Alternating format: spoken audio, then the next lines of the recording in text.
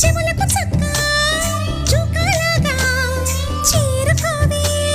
చిలుగుల చుక్క చేతికి రవ్వల గాజుల్లాగా కాలికి మువ్వల పట్టీలాగా మెళ్ళు పచ్చల పతకంలాగా పగలకు నిగనిగ నగలను తొడిగేలా నువ్వొస్తానన్న